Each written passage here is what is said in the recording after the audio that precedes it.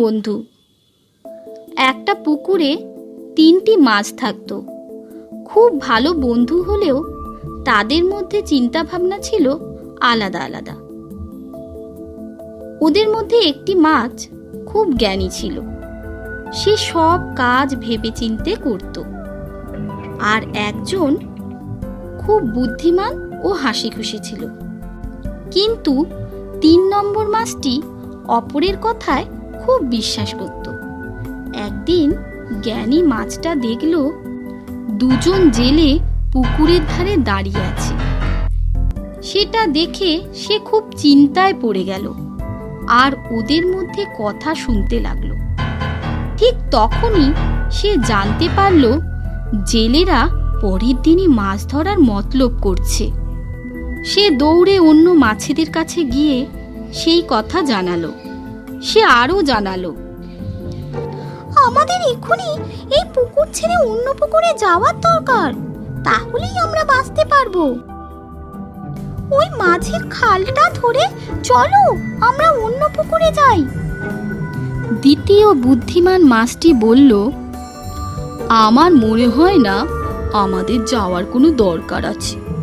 তার বদলে ছোট কোনো একটা রাস্তা ভেবে নিলেই হয়, যাতে আমাদের না ধরতে পারে। 3 নম্বর মাছটি বলল, যা হবার হবে, আমরা এত ভাবছি কেন, কালই দেখা যাবে। সে নিজের ভাগ্যের হাতে সব ছেড়ে দিল।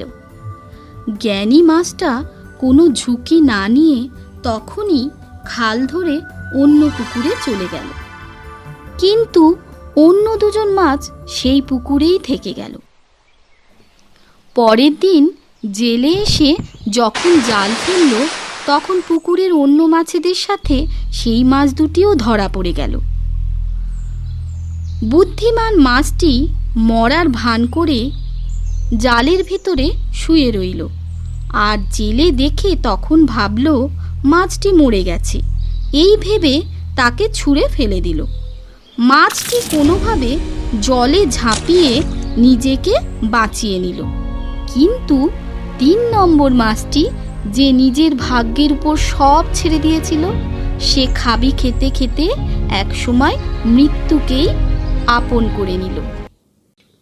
নীতি কথা, সব কিছু ভাগ্যের উপর ছেড়ে দেওয়া বোকামি। Do's enemies